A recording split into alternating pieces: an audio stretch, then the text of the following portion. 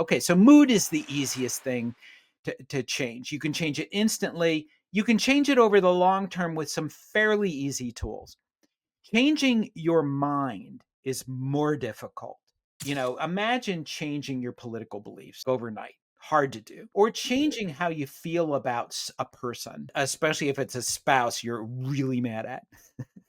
You could change the mood about that, but changing your opinion of that person may be much more difficult. Hardest of all is action. And hardest of the hard thing is habits, which is repeated habits.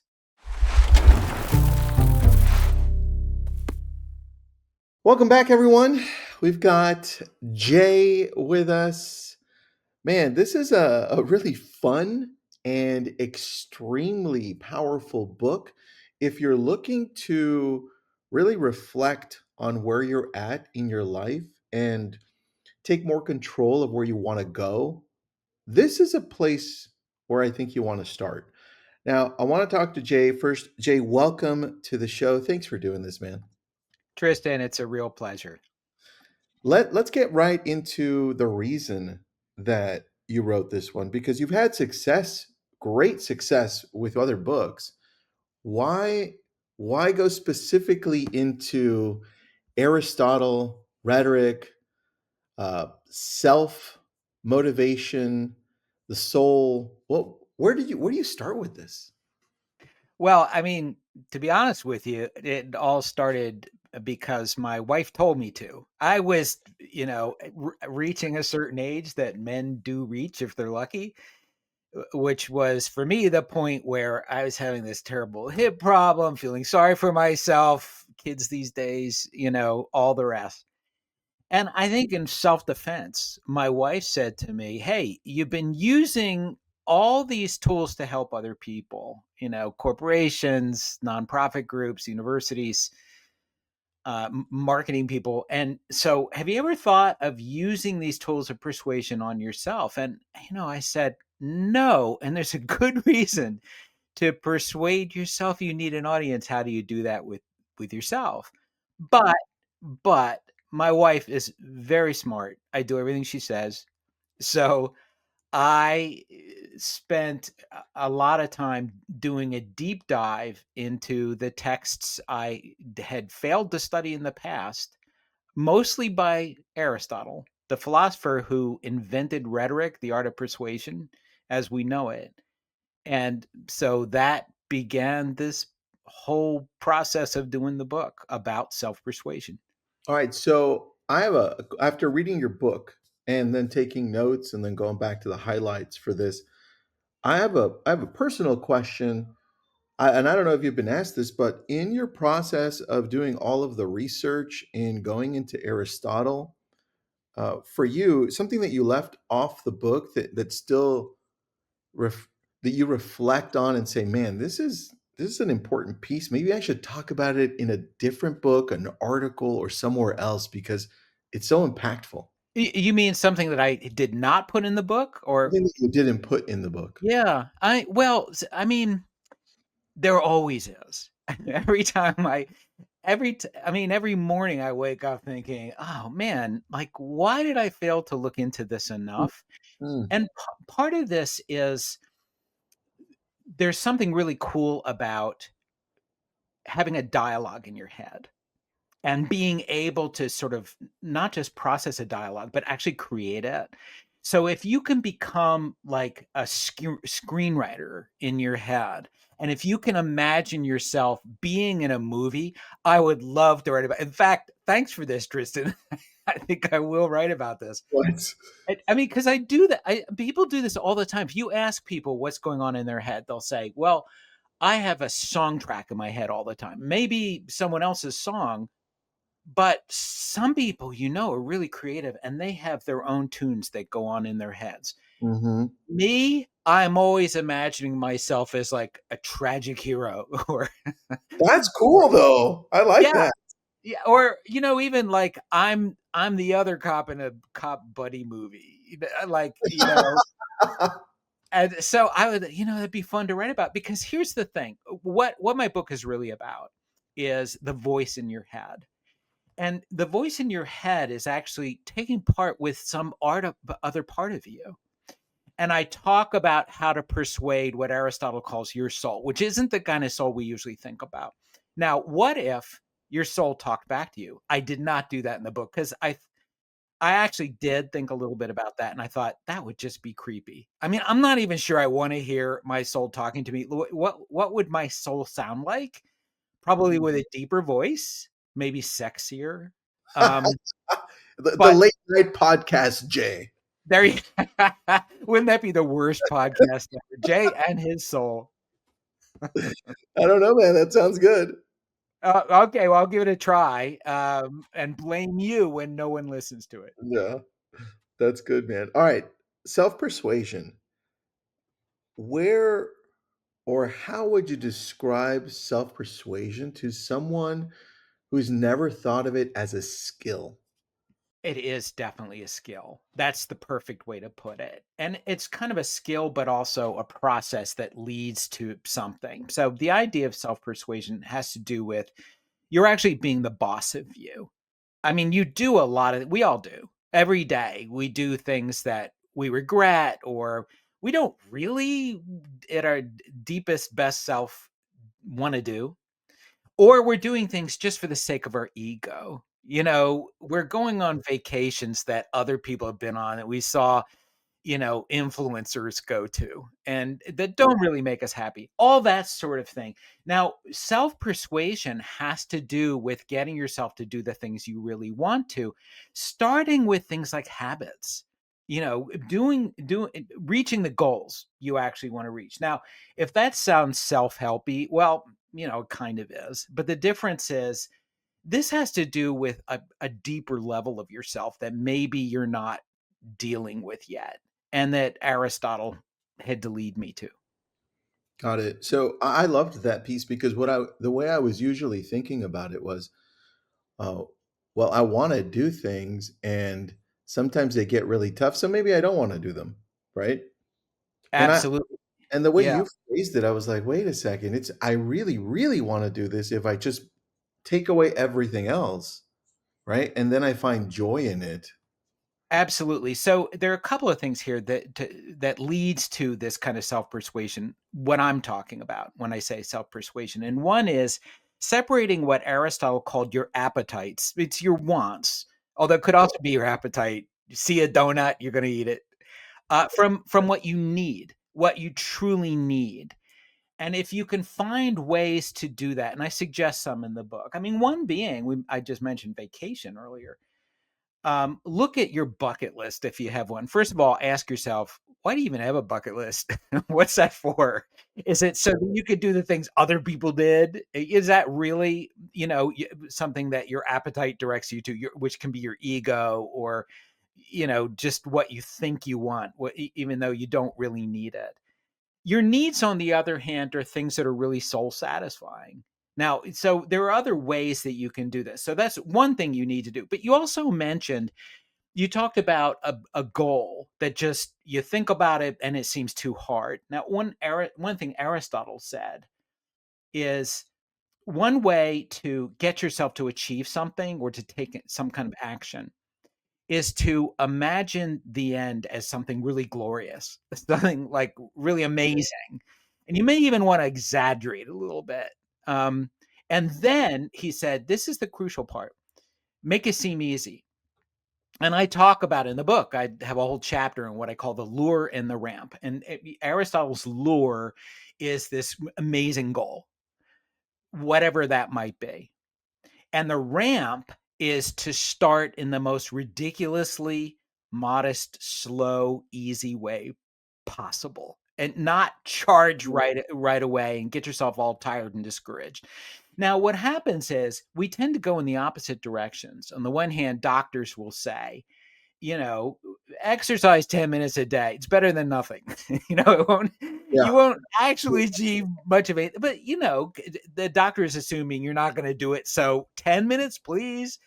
Better And than then you nothing. just better than nothing. And so you're not really accomplishing anything. On the other hand, the opposite of that is almost every diet book, which says something like, eat nothing but ice cream and lose, 100 pounds in a week.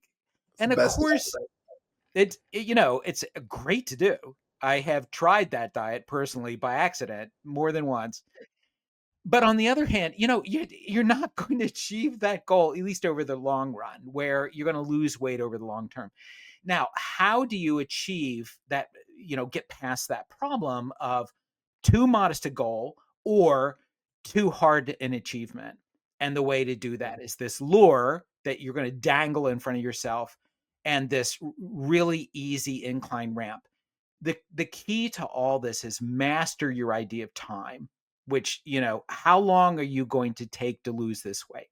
Are you going to try to lose 50 pounds to look good at a wedding a week from now? Not going to happen. On the other hand, if you set a goal for, looking your most amazing self a year from now, or, just feeling better, being healthy 6 months from now, that's achievable. And the way to start that is with something really, really easy and even fun, instead of just, going on some sort of, horrible diet where you're eating grass for, the next month. So on that, there were multiple things. When when you brought up the lure and how you have to start with something that's massively attractive, right? It reminded me of Jim Collins' BHAG, right? I was like, oh, okay, got it. I'm like, and then I'm thinking back, man, I'm thinking, wait, this is like we're talking 2,500 years ago or however long, right? Aristotle was already talking about the BHAG. It's like, this is crazy. Yeah, pretty much. I mean, he did it in his book called Rhetoric, which is really kind of his sales book. So what he's really doing is saying, here's how you get somebody to do what you want. Like it could be buying something, or it could be voting the way you want, or going out to the polls, whatever it is. Now, I applied that to myself. And one of the BHAG in my book actually comes from a somewhat different direction, but still from the ancient Greeks. I am a word nerd, as I'm sure you know. My way, by the way, as a experienced professional writer, my biggest technique for writer's block is procrastinating. I am really good Wait, at tell me how that works. I want to know. every great writer. I mean, I'm not calling myself a great writer. I'm saying I'm a professional writer, which means that I have developed this habit of not freaking out when I have nothing to do, with this blank screen.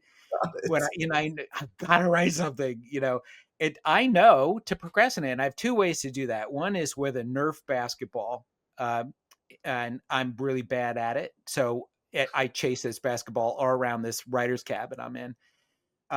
So great for the heart rate, really bad for, my self-esteem. But the other thing I do is I have actually, I'm looking at it right now, a physical copy of the Oxford English Dictionary, which whoa. is print so small it comes with a magnifying glass. So I feel like Sherlock Holmes, investigating all these words. When I just can't make myself write, I procrastinate and then I get back to writing. It really works for anybody who wants to write, I think. At least if they're a word nerd. So one day I was thinking, when I was supposed to be doing something else, actually, to make a living, I was wondering about the word hyperbole, this word that means exaggeration. And I thought, I wonder what the etymology of that is, where that word comes from. And I know that it came from the Greek, because hyper means above or or beyond. Now, I'm going to get into the weeds very temporarily about rhetoric, No, Tristan, and I apologize in advance. no, I love this, man. Go. Well, so now I wondered whether hyperbole was a trope. Now, the amazing thing about tropes, if you're a total word nerd, is that it changes your view of reality. And if you actually repeat a trope, Mm. it changes the way people actually envision the world. And you're actually, neuroscience confirms this. You're engaging the ventromedial prefrontal cortex, the very frontal part of your brain that interprets reality. Because when you think about it, your brain doesn't actually receive reality. It goes through a lot of channels, starting with your eyes and ears, etc. And then it's processed, which is where we make a lot of mistakes, but also where we can imagine things and actually see things in our heads. The tropes do that. If I say the moon is a balloon, you're not going to think I'm hallucinating. You're going to think about the moon a little bit differently, that it actually is kind of floating up there. You're going to start seeing the moon a little differently, which is what poetry is all about. Okay. So there Mhm. are other tropes that are more manipulative because people don't understand them, like metonymy and synecdoche. I won't go there. But I was thinking, I wonder, hyperbole sounds like a trope because it changes reality. If I say something that's huge when it really isn't that huge, or if I say it's the goat, the greatest thing ever, um, then you're going to think a little bit differently about that thing. So it's changing your view of reality. So, okay. Interesting, man. Yeah. Yeah. Um, So here I am looking up hyperbole in the mhm. Oxford English Dictionary. Hyper means above or beyond. I knew that already, being a nerd. What does bully mean? Well, it turns out, according to the OED, that bully is where we get the word ball from. It means to throw.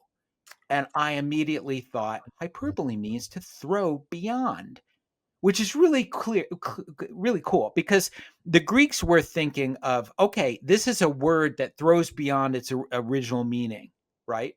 I Yeah, was thinking about how miserable I was as an aging guy, with full of self pity and nostalgia for the good old days, yeah, and I thought, I need something like this. What if I came up with this huge goal that was like a ball I threw beyond myself and then chased after it like a dog?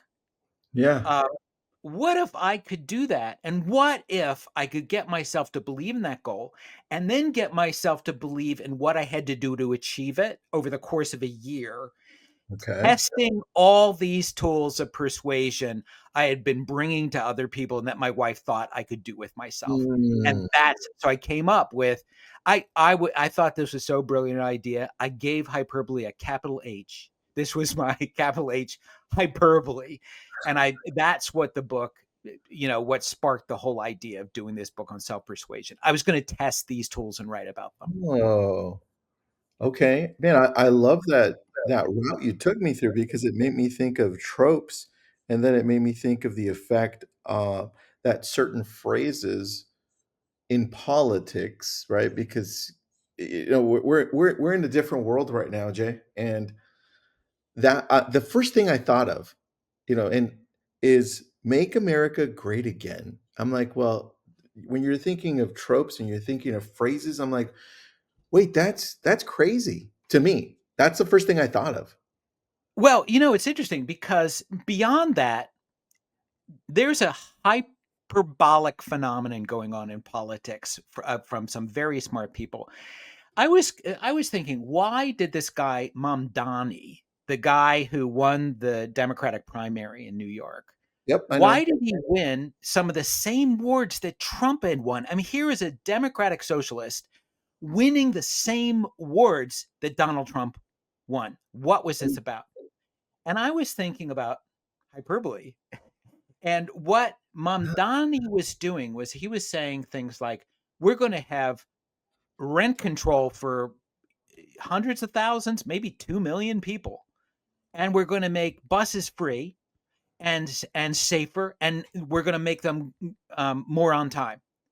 Now, do Mm, voters really believe he's going to achieve these things? I sincerely doubt it.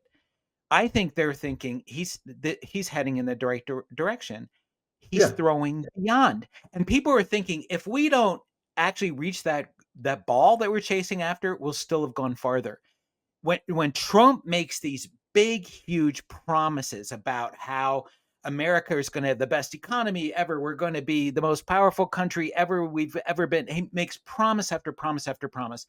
A few people, I'm sure, believe that because they believe in him so much.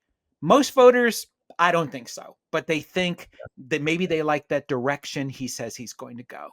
And I yeah, I think that's what hyperbole does. Now, hyperbole is really cool, but because it allows failure as a kind of success. Now, I came up with this hyperbole that was this athletic feat. as a non-athlete myself. I Mhm. I I wanted to achieve this big athletic goal, which Okay. was to do something stupid and pointless on a mountain that Olympic athletes use to test their fitness. Okay. I was going to run my age up this mountain. Now, which is a thing, which means running up to the top of this mountain in New Hampshire, where I live, Okay. in fewer minutes than I was old in years. Okay. So now I was going to turn 58 in a year.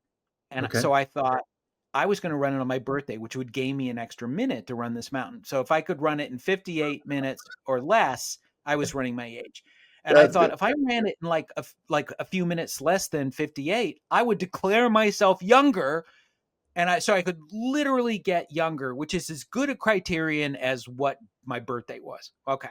So now only a dozen people had ever been recorded to actually achieve that feat, and thousands of Oh, people had attempted it. okay. Um, I was going to be the first person ever over age 50 to do it. Two physiologists said, yeah, no, that's probably impossible. Okay. So now that's my hyperbole. Now, what if after a year of what turned out to be 3 or 4 hours of training a day, a very painful medical procedure, because I was suffering from this terrible hip problem where I was having trouble walking, let alone running. And Wow. on top, what if after all this effort and testing myself with all these tools of self persuasion to convince myself that I could do it. What if I failed?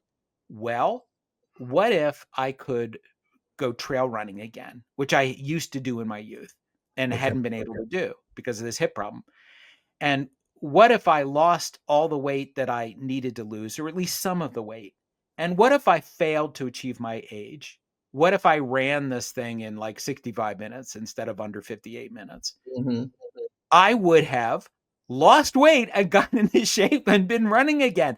And Got it. this is the secret to Trump and Donnie. It's like, Mhm. okay, so Donnie doesn't make buses free, but maybe he makes them come out more in time, like show up more in time, which they're terrible at.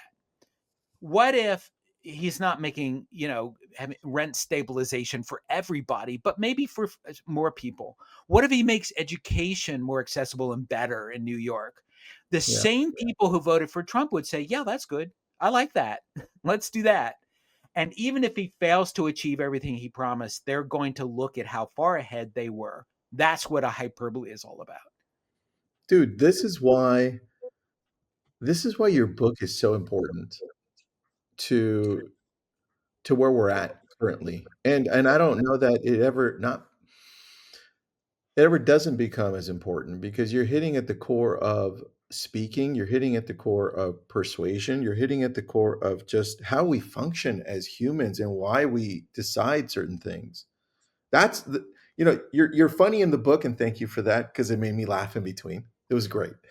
But, like, this is serious stuff, like, when you're reading it and you're like, "Oh, shit, I didn't think about this way," and it changes things. You changed my perspective on quite a few things, and you made me test certain things out. At the end of each chapter, you kinda do a revision, and you're like, "Hey, you know what? Think about these things." And so I thought about these things, and I'm like, "Man, this is." I just came away with this thinking differently in a positive way. Oh, I love hearing that. Of course I do. No, But, but it's so at the important. end of each chapter, I actually list specific tools, which is this idea that you can just take these things away. I mean, rhetoric is often presented by scholars as something, scholarly and philosophical. When really, the original people who came up with rhetoric were these guys called sophists. It's where we get the word sophistry because a lot of people say, well, it's just manipulation, which it is, actually. You're manipulating these tools in order to get people to do things they wouldn't do otherwise, including yourself. Yes. So now these sophists, my favorite sophist of all time was this guy named Gorgias. He's sometimes pronounced Gorgias. That's how it's spelled, but I prefer Gorgias because he was. He was a Taylor Swift of his day, or really kind of like a rap star because he spoke. He gave these these unbelievable over the top orations to thousands of people, um, with these kind of like rhythmic expressions, and he probably rhymed, although that's kind of hard to read in ancient Greek. But like a rap star, and people just hung on to every word, and he made a killing teaching rich people how to do the same stuff. So I say in the book, it's as if Taylor Swift taught like music writing to people, made so much money. She did what Gorgeous did. But Gorgeous made so much money. He apparently commissioned a solid gold statue of himself. That's how rich he was. It was as if Taylor Swift did that. I would go and see that if Taylor Swift had done that. That's So cool. that's how popular he was. Now, these guys at the same time, this is where a lot of the original philosophy came out of. And the reason is this: people were thinking, okay, how can we persuade people to make the choices and decisions we want them to make? And this had to do with like winning lawsuits, or winning elections, or gaining power, or selling things to each other, or becoming the world's most successful merchant. That's what these guys in ancient Greece, if that doesn't sound familiar, were doing. So, Okay, so they went beyond that, thinking, okay, how can we persuade people to actually be good, to live, virtuous lives? And so we end up with the Stoics inventing things like um, the Sophists, I'm sorry, inventing Stoicism and Epicureanism and all these ancient Greek philosophies that have been handed down to us today. This all has to do with making choices together or alone, of making choices in a way that involves language and understanding the power of words to do all this. So if I were going to define rhetoric, like my elevator pitch for rhetoric, I would say rhetoric is about the power of words. It gets people to change their mood, to change their mind about things, to make choices, and to take actions or to stop doing something. That's what rhetoric does, the power of words. okay, on that note, because you now have me thinking mental models by Charlie Munger, right? Now you have me thinking on that route. I'm thinking you must have a process where you're like, maybe you're not feeling the greatest, Jay. Maybe you're like having a shitty day and you're like, you know what? I've got this process that involves self rhetoric that gets me back into the mood. Do you have something like that? Yeah, well, the Stoics borrowed this from the original Sophists, really, which is this idea, first of all, that you're responsible for how you feel about things. And Hmm. so I start with that. And I mentioned what the power of words does, what rhetoric does. And basically, Aristotle put it this way: rhetoric can change your mood. That's the easiest goal of all, right? Watch cat videos, play music, whatever it is. That's too easy, Jay. That's too easy. Oh, but that's the thing. But changing your mood is pretty easy. I Yeah. mean, now changing your permanent default mood may take a whole lot more, self-affirmation kinds of things, which actually I talk about in the book, because the ancient Greeks came up with a specific rhythm that makes things stick in your head a little bit better and make them change your idea of reality. Okay, so mood is the easiest thing to change. You can change it instantly. You can change it over the long term with some fairly easy tools. Changing your mind is more difficult.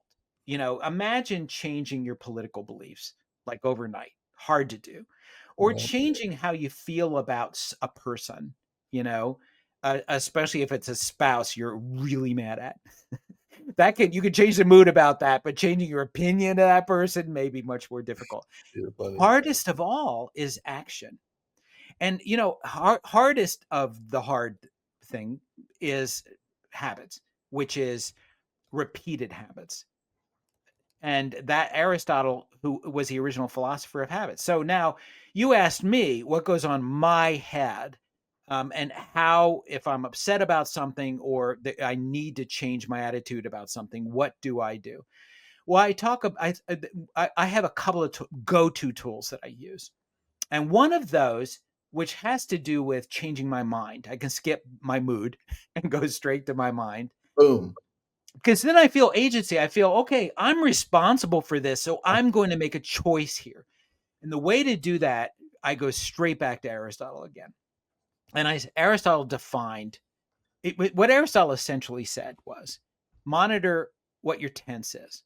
What do you think? What tense are you thinking in? Are you thinking about the past tense, which can be like, oh, God, I regret doing that, or I really screwed that up? Um, that's the past tense, and Aristotle called that forensics, which has to do with crime and punishment, which you're doing to yourself if it's inside your head. The present tense has to do with values, good and bad. Oh, I'm such a loser. I'm such a horrible person.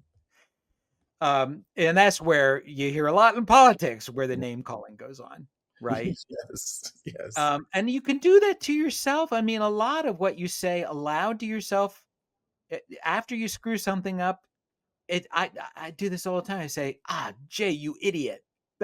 you know, Yeah. the, the thing I switch to, the tool I turn to first inside my head is think, okay, pivot now, pivot to the future. Mm, I call that pivoting. And wow. that's what Aristotle called deliberative rhetoric. Now, deliberative means um, deliberate. Think about the choices you need to make. Now, the future tense is all about what you want, and then you're thinking about what you're going to do to achieve that. Okay, what do I want? What's my goal here? Now, this works in every difficult conversation when somebody's mad at you or says something that really you hate to hear, that may have to do with politics or whatever. I love to use the example of the crazy uncle at Thanksgiving. Oh, By the yes. way, I get to be one, and I love being the crazy uncle at Thanksgiving. That's funny. But yeah, if you're not the crazy uncle who's coming up with these ridiculous political opinions and lecturing everybody on them, it comes with a Y chromosome. I think at a certain age, you just kick in. You're the crazy uncle, even if you don't have nephews and nieces. That's the And best. so how do you respond to that? What do you do? And what's really interesting is to think, okay, what tense is this idiot using? And can I Really? switch to the future to say, okay, I mean, the future can be, let's make a choice, apple or mince pie, you know, or you can simply say, all right, what do you want in the long run? What do you think would be, how do you make America great again? Or how about if you just make America great? Like, what you make a choice here. What do you want to do? Return to the past, or let's talk about a future we can all agree on if you want that political discussion. Now, Aristotle said that this future tense kind of rhetoric, this future tense kind of talk using the power of words, is what he hoped to be political rhetoric. And I tell students all the time, monitor what tense politicians use. And if Interesting. you're not hearing the future tense, you're going to see a politician who's a loser. Even if that guy wins the election, he's still a loser because he's not going to do anything for the future of America. He is just looking to win votes. Do you think with the by the way, this is awesome. Tenses. Do you think with tenses, do we also use that to bring people back to a place where we can share opinions and not be as tense? Bring them into Oh, the present? love it. I love the pun, by the way. Don't be tense. Use the future tense. That's a Yes, bumper sticker, a terrible bumper sticker. Um, that's so yes, I mean, I'm always reluctant to get too much in the weeds of rhetoric because then I start seeing people's eyes close. But um, so the thing about the Greeks is really interesting to me and maybe nobody else is that they thought geographically about things. So the way the Greeks improved their memory, and they were the most amazing experts at memorizing things. A Greek could speak literally for 3 hours, and the Romans learned to do this too from the Greeks, wow. without a script. And this was the big thing. If you spoke with notes, you would be pelted with rotten vegetables. I mean, Oh, or wow. worse. And that is the worst sin. And anybody who can speak without notes is my hero. It's so hard to do these days because we were used to kind of reading everything. It was like, yeah. Yeah, or using a teleprompter, which sometimes I commit that sin when I have to produce a video. Which is fine. But here's the thing about the memorization, which is and it gets back to this Greek's idea that all conversation, all language has kind of a geographical basis to it. What the Greeks would do is that they would memorize over decades, starting when they were like 14 to 16.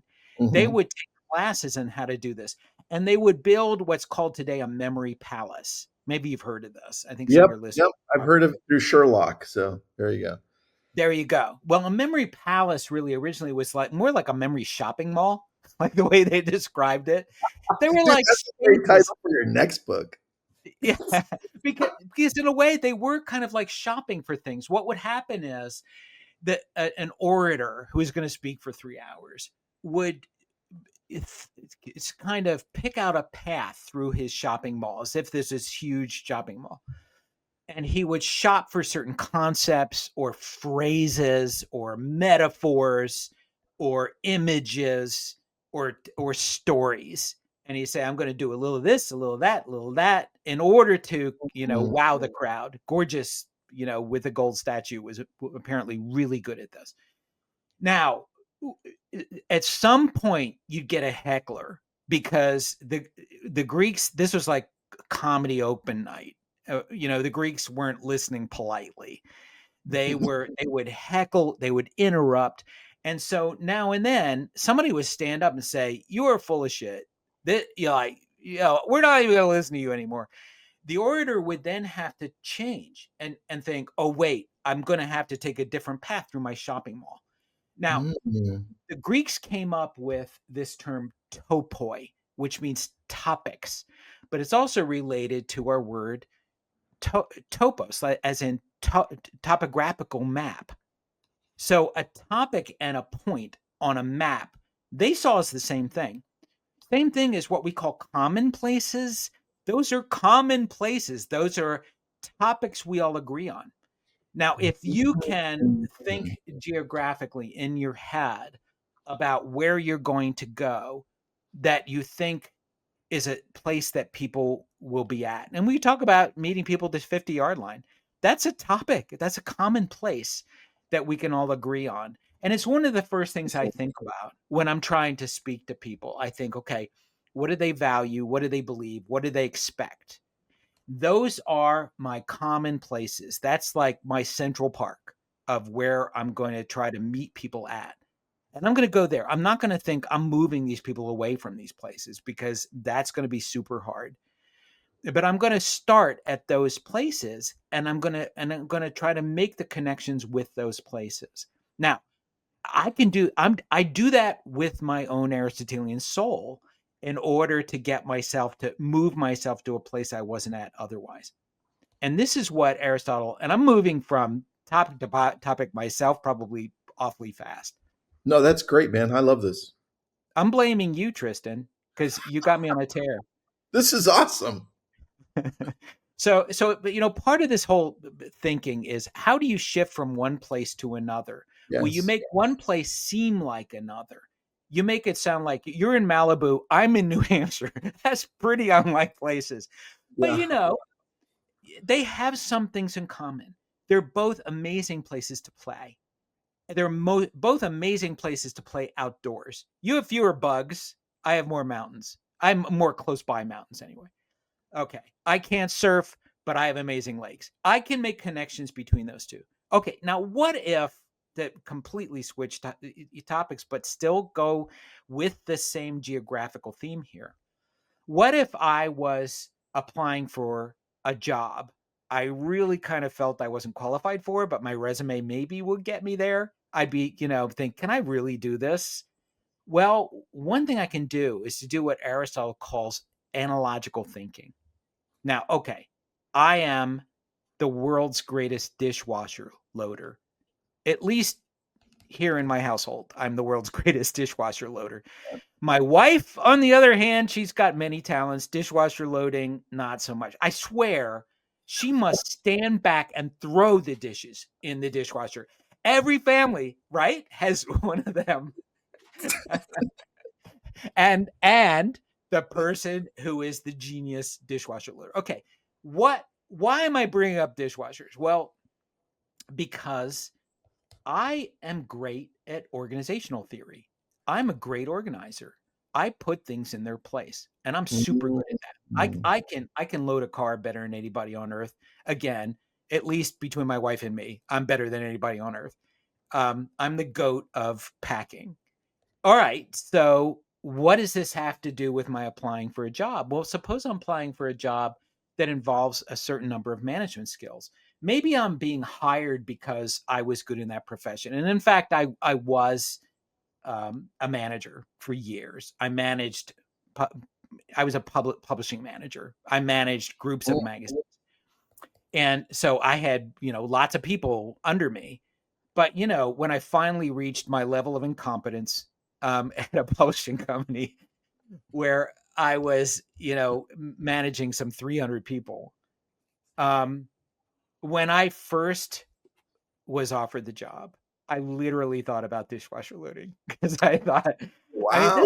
this is a lot of people. This is a huge organization. I am really good at inspiring people to do creative things with a publication.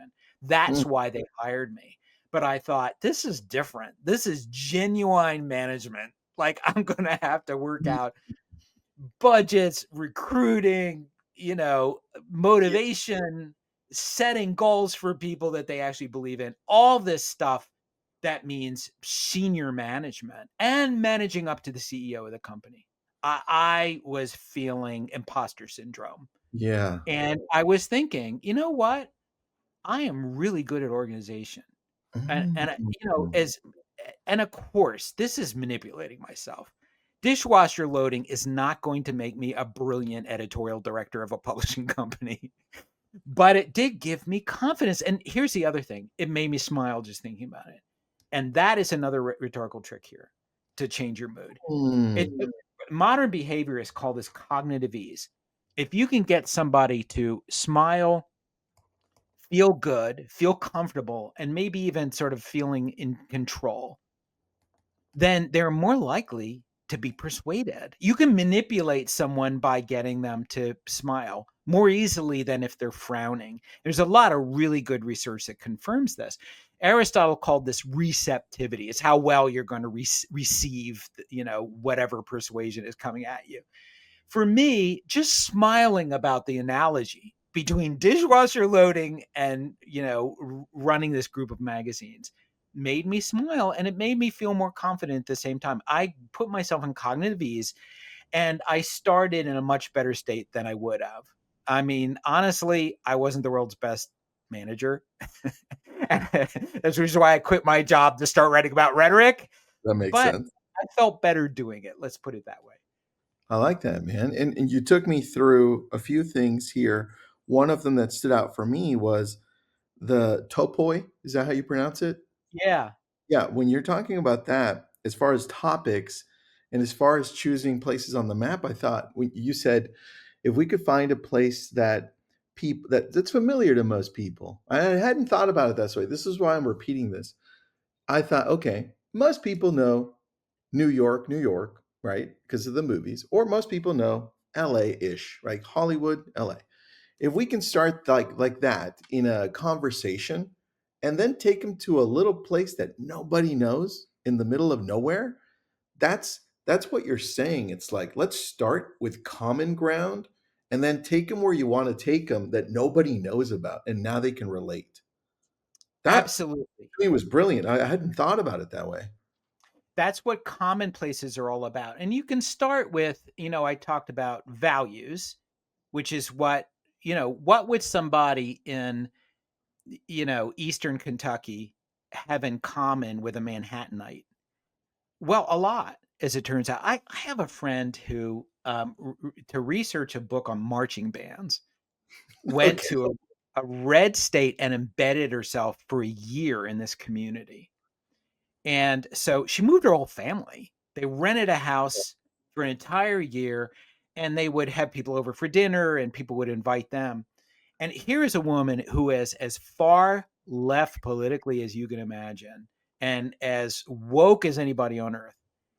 And yet They said grace before dinner. This, like, blew the minds of the Kentuckians or wherever they were, the red staters. They couldn't believe that this, woke left-wing East Coast person actually said grace with her family before dinner. And so, okay, that's a value they shared. Now, immediately, everything blossomed there because they found they had all kinds of other things in Uh, common. the They common both were, yeah, but both types were they were voting for different people, but at the same time, they were deeply patriotic about America. They loved and were America and were proud of being Americans, which also blew the minds of the red staters that could even be possible. And they found that they had a lot of other things in common, like their shared love for music and what that was for and how good it was for their kids, etc. Now, this can happen. That's what I mentioned values. You Mhm. share a common value, which is like getting together, praying before dinner, or whatever you might have in common. The second thing is belief. And of course, prayer has a lot to do with belief, but it can also be in things like believing in the importance of family, say, or the importance of health, whatever it is that you have in common. The belief in education, for that matter, whatever you. The other thing is belief in things like practical matters. I I live in a town with my wife of 278 people. It was Wow, 276 until last year the twins were born. That's how small our town is. that's And crazy. so my wife actually she was the chair of the select board, which runs the town. No mayor, no bureaucracy. Everything Hmm, is kind of voluntary in a town this size. cool. Rural New Hampshire, middle of nowhere. Now we're a one third, I mean, almost exactly one third of the voters here are Republicans. One third are Democrats. One third are libertarians. I mean, you can imagine the political conversations, but they mostly don't exist. My wife was the chair of the select board, like the person who most ran the town, as much as anybody can run a town in a New England small town. Yeah. And the thing is, she is to the left of me politically, but when it came to spending a dime or raising a penny of taxes, she was opposed to everything. And like we would have arguments. Like, can we spend a little bit more? We need a town rake to rake the dirt roads. We like the roads are terrible. Can't we spend this money? No, there are Interesting. people who can't afford the taxes here already. I'm not going to do that. Now that the Huh. more local you get, we're back to toe point now.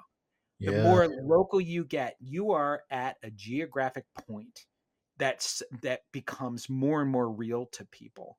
And all of a sudden, our little town of Orange, New Hampshire becomes the world, and everybody is in that one single point together. And I'll tell you what, at town meeting, which happens every spring when we make the big decisions for the town, like whether to spend another $40, to add books to the next, library next door. Yeah. Um, all of a sudden, you don't know who people's politics are. You just don't know. You might Hmm. be able to tell by looking at them, but even then, it's really hard. We all dress badly. We all, you know, That's funny. yeah, we all eat the wrong stuff. I mean, but and we all show up with like shoes that are covered in mud. But That's is New there a Hampshire. good donut shop where you live? That's what my question. Oh God, the problem is the nearest donut shop is like a mile away. But I mean, everything is actually 40 minutes away. So, which means we're not only eating donuts, we're in our car to get there. Okay, got it. But which we all have in common. And this is the whole we are in a common place. And if you can do that with analogical thinking, with this idea that you are going to find a common place in everything you're talking about, you're going to reach an amazing achievement. Now, when it comes to self-persuasion, you kind of have to do the same thing. And this is if I can talk a little bit about this idea of the soul that Aristotle came up with. Aristotle, besides being a philosopher, was one of the first great biologists. He got a lot wrong, including about the soul, apparently. But he was actually thinking, okay, there is something I believe is the soul. Plato came up with this idea of the soul that is um, beyond you almost. It is something that is separate from you. It exists after you die.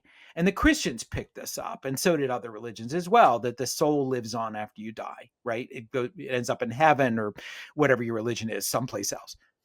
Aristotle, being the biologist he thought, no, I think maybe it's an organ in the body. Mm. Wonder where it is. He Yeah. thought possibly it's something that exists beyond it, but we're so deeply connected to it, it's gone when we die. So he believed the soul is something that is really a deeply embedded part of us. Years later, another philosopher, Aristotle fanboy, said, I found it. I found the soul. It's the pituitary gland. We don't have to go there. In any case, so Aristotle thought, okay, what is the soul? And he defined it as like the noblest part of yourself. It's your deepest, noblest you. It's what you wish you saw in the mirror. Now, he said the soul is something that's different from our daily behavior. So there's the daily you, and then there's your superior soul. And the way he describes it almost sounds like the Boy Scout oath. I was a really unsuccessful Boy Scout, but I do remember the oath, which says the scout is trustworthy, loyal, helpful, friendly, courteous, kind, obedient, cheerful, thrifty, brave, clean, and reverent. That's my soul and yours. Nice. Problem is our daily self is kind of not altogether living up to that thing. So Yeah. so the whole idea of having this common place with your soul, how you can merge you and your soul to the same place, has to do with not just your daily actions, but the words you use to describe those daily actions or Mm. get your soul to forgive them. So you're going to screw up. How are you going to convince your soul that actually you live up to the same values? You live up to the same beliefs. You do what the soul expects, but just not right now. Now that's where rhetoric, the art of manipulation, comes in, where you are working to convince your soul. And what's really interesting is there's this like a recursive process in your head, this rebound that comes about when you are convincing your soul that you're actually a worthy person. You're going to hear your soul back at you. But again, I don't know. I don't want to hear my soul talking to me. But you find yourself kind of changing your opinion of yourself just by doing that. For example, Mm. you go eat that donut that you just drove to, Mhm. um, and you know your soul doesn't want this. Your soul wants you to be slimmer and healthier with better cholesterol, whatever. And so your first instinct is going to be while you're eating that donut, I am so disgusting. Munch, munch. Um, It's good. Oh, man. Oh, man. so I'm going to switch to the future. I'm going to say, what does my soul want out of this? But first, the first thing I'm going to do is I'm going to say to my soul, I agree with you. This is not the real me eating this donut. You're the real you, soul. And so, but look at what I just did. I violated my normal high standards, or at least my beliefs in what a diet should be. I know what to do. So there's that. But on top of that, for the past 24 hours, I've spent 5 minutes eating a donut. Let's do the math. What percentage of time have I violated my soul's truest standards? Pretty Mm. low percentage. I Yeah. can't do math. Neither can my soul. But if you go to your calculator and figure that out, it's a pretty small percentage. So you can say to your soul, okay, in a way, this is the exception that proves the rule. I am really concerned about the food I eat. Now, what good does that do? You're still eating the donut. You still gain those calories. But on the other hand, you may think the next morning, okay, what I truly did, I talked about what I do over these 24 hours. I'm going to prove this by maybe working out in a way that maybe I wouldn't otherwise. I'm going to Mm. be more incentivized in that direction. And I'll tell you what, I did this experiment with myself, and that really did truly work. This voice in your head, every time you commit a sin, you think about two things here. Really one thing, which is separating this idea of shame. Now, what is shame? It's the embarrassment you feel in front of other people. I talk about the first time I met this attractive young woman at work. She was really a babe. This is many years ago. And so I was being my wittiest, most urbane, manly self. Um, and in the middle of my talking to her, she interrupts me and she says, your fly is open. Mm.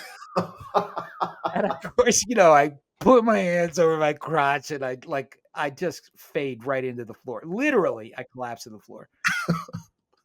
I was so embarrassed. And, later she ended up saying she actually liked me better for that Oh, embarrassment I showed than like my witty, showing off self. And some 4 years later, that woman married me. oh, And wow, man. yep, That's and cool. we'll celebrate our 44th anniversary next spring. That's awesome. Well, so okay, what does that have to do with this voice in my head and eating a donut? Well, you think about that. I'm eating a donut, and if I can think enough about my soul, which Aristotle told us to do, and if that soul is right there next to me, and I'm constantly communicating with it, I'm gonna feel embarrassed. I have somebody to watch me eat that donut who knows I shouldn't be doing it. Now, that makes my soul very annoying. I mean, I'd like to get it drunk, um, and make a fool of itself, which it won't do because it's my noble soul. But on the other hand, I'm going to be a little bit ashamed. I'm going to feel that. Now, over the long run, this is switching the future now. I'm not going to feel guilt because guilt is a sin that proves your sinful nature. And I'm not. I'm not by nature sinful because I have this soul telling me I'm not. My soul, my deepest sense of self is a good person, like everybody is. Even people who think they're evil, deep down, they're just not in connection to their soul. This is Aristotle talking. Got it. And if the people who do violate their noble selves, who commit all kinds of bad acts, really are the ones least in touch with their souls. Now, Mm, in Plato's soul, you're gonna suffer for that in the like after you die. In Aristotle's sense of soul is like you're suffering right now. You just have to acknowledge that. You're feeling shame and you are hmm. denying it. If you can admit this to yourself that you truly are violating who you truly are. And you hear parents say this is not like you. A parent will say to a kid, and a Yeah, teacher will even say, "This is not like you. What you're doing." What they're saying is, "You're nobler than this. This is you're violating your soul's high standards." I love that, man. All right. In closing, I have a question for you. Would you say rhetoric is the key to reaching your deepest, noblest you? It's the easiest way. Let me put it that way. Because what you're doing is you're just trying to persuade your soul. You're not necessarily trying right away to live up to your soul. And I talked about the lure and the ramp. The ramp part of this is do something easy. The first thing you need to do with your soul is just start talking to it. And by it, I'm talking about this sense of yourself that's your deepest, best self. And you try persuading it. Try talking to it in your head, weird as that is. Don't do it aloud if you're on a bus or someplace, but d do think about that. And and I'm not trying to plug my book here, although I am. Um, But it's there's specific tools to do that sound a lot less creepy than I'm talking now. yeah, well, listen, your book, I highlighted a lot of it. At one point, I had to stop highlighting and just take notes separately. I'm like, "This is ridiculous." So, I took notes and I'm like, "I'm gonna go back to those," because the other piece that was surprising to me was your knowledge of words, right? You're a nerd word or a word nerd, and it was great because I was learning along the way. I'm like, "I didn't know that. I didn't know that." And then at the same time, you're layering it in with all of this different way of thinking. I thought it was amazing, man. So a large part of our audience are business owners, entrepreneurs, and this fits right into it. It's like, man, if we could just begin to master this, it all starts falling into place. And that's why I loved it. Oh, thank you. I love the way you put it. So rhetoric originally was the art of leadership. And my latest book, and I've written other books that lead more to that, but this is the latest book is about leading yourself. Yep. And I love that, man. So thank you for doing this. Thank you for writing it and adding humor. So thanks. But Trisha, you made my day. Thank you. I appreciate you, Jay. Thanks for being on.